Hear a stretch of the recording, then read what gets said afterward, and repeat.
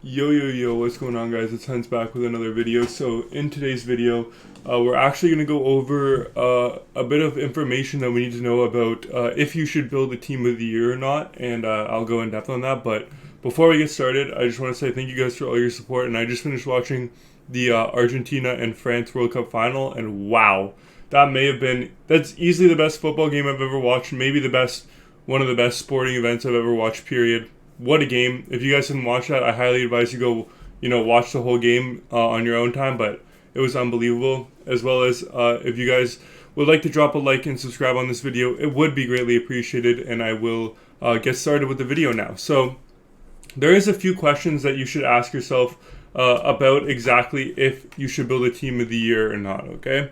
So the first question that I am going to ask you guys, and you guys should know yourself, is are you free to play on this game or not? If you are free to play and you are committed to being free to play, you can build a team of the year. However, just know it's going to take more out of you than it is somebody who's not free to play. So if you're not free to play, you're already in the green. You can go build a team of the year. No problem. You'll be able to buy, the coins back. You'll be able to make the coins back, and you'll have no problem making one or all of the team of the years. No problem. If you're free to play, then the rest of this list is going to apply to you. Even if you're not free to play, the rest of this list could apply to you, but it's mostly for those players who are free to play. The next question is, do you have enough coins to build one or more plus have some left over? So do you have enough coins to build one or more team of the years plus have some coins left over? Now, if we take a look at some of the other events that have costed a lot of coins, like this fantasy hockey event, we know that each of the main MSPs were about 700 to 800,000 coins from scratch when the event came out, and I can promise you that Team of the Year is going to have more demand than these fantasy hockey cards will. So if you're going into this thinking you have 200k and that's enough to build a Team of the Year with nothing else, then I'm sorry, but that's probably not going to be enough. They're going to be very expensive, and it's going to take a lot out of you. I have 1.1 million coins, probably, almost 1.3 million coins if I sold everything in my collection. And I still don't even know if I'll be able to build more than 2 Team of the Years. Maybe not even 2. That's how crazy expensive I think they're going to be this year.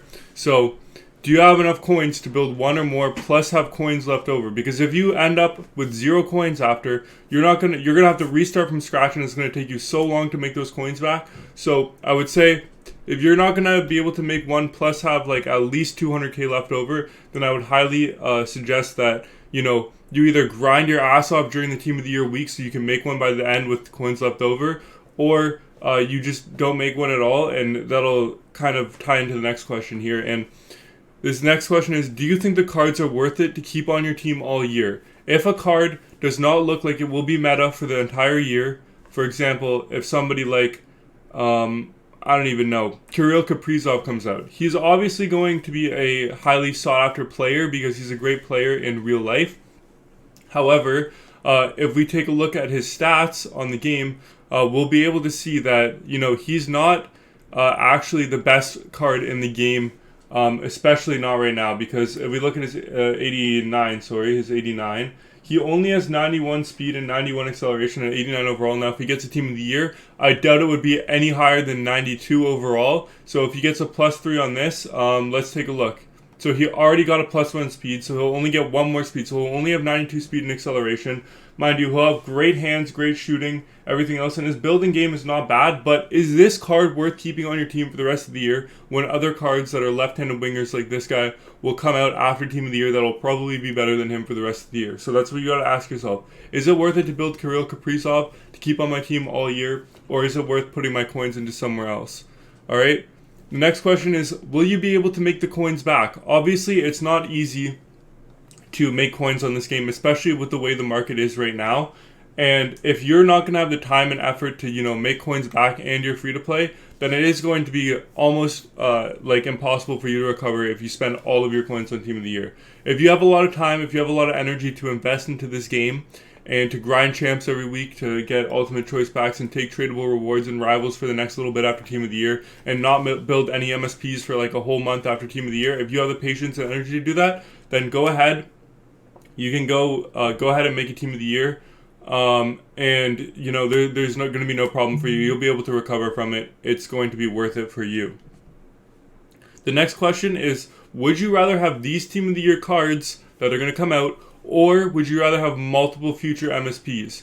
If we take a look how much it is to build a full MSP for this most recent event, we can see that it's about, I would say from scratch, it's probably about 250,000 coins to build all the way up to 90 overall. So one Team of the Year is going to be at least 3 times more expensive than that, in my opinion. So if you're willing to spend 3 times more than that and sacrifice 3 MSPs down the line, then go ahead. Personally, I think it is worth it to build Team of the Years. And I am going to be building Team of the Years. However, I'm not going to be spending all of my coins and all of my collection building a Team of the Year. I will be a little bit more reserved with, who I make in Team of the Year. But if I have to, then I have to.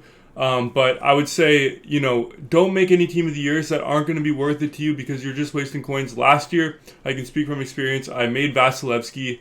He was horrible for me after like 2 weeks.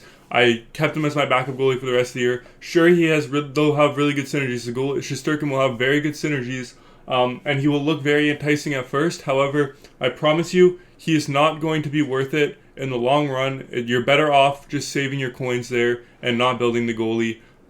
He will be good when he first comes out, but after a little bit of time, there'll be other goalies that are bigger with better abilities, and you will end up regretting making Shesterkin. Now, if you answered yes or like you answered that you can handle all of these questions and you're willing to still make a Team of the Year, then I will give you the green light. Go ahead and make a Team of the Year. There's no problem with that. You guys are going to be reaping the benefits. Team of the Years are great cards. They will be the best cards all year.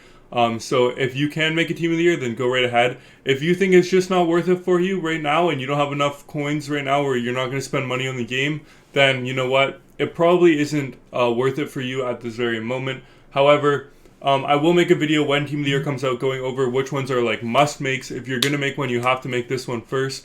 And in that situation, then you will be good to go and make one. Because if there's somebody like, I don't know, for example, if Austin Matthews gets a Team of the Year and he's 92 overall, he's 6'3", he can be your first line center all year, and he's way cheaper than McDavid is, then you know what? We can look at him and say maybe he is worth it to build all the way up. And maybe we will build this off to Austin Matthews because he will be a meta card all year. So that's what I'm basically saying. There's a chance that Cale Makar could have 97, 98, even 99 speed with synergies by Team of the Year. So he might be worth it too. We'll just have to wait and see when we get there. But with the closing remarks for this video, I do want to say you guys have the choice to build your own ultimate team. That's why it's named Ultimate Team. So if you don't want to listen to what I say and want to build a Team of the Year still and be left with no coins, that's completely fine. I advise you guys to do whatever you want with your team. At the end of the day, it's your ultimate team. I want you guys to have fun on the game. I'm just saying from my free-to-play perspective, those are the questions that I would ask myself before I build a Team of the Year. I've been preparing basically since the start of the year for first the Fantasy Evo event and then the Team of the Year event. And I've been preparing nonstop since the beginning of the year. So my goal is to make as many Team of the Years as possible, but you know what? I'm gonna also ask myself these questions when the time comes, because the Team of the Year cards are gonna be very enticing to everybody, and they're gonna be like, oh my god, I need this card, I need this card, I need this card. But just take a second, think about it before you make it, because you don't want to end up regretting it in the future. I'm sure you won't for the most part with most of the cards. For example, Connor McDavid, Cale Makar, even Yossi, you probably won't regret making. But somebody like Shesterkin, like I did last year with Vasilevsky, you might regret making him. So just ask yourself a few questions before you make those cards. With that being said, I appreciate you guys watching this video, and I hope to see you guys in the future, and I hope you come back and stick around the channel. Have a good day. Bye, guys.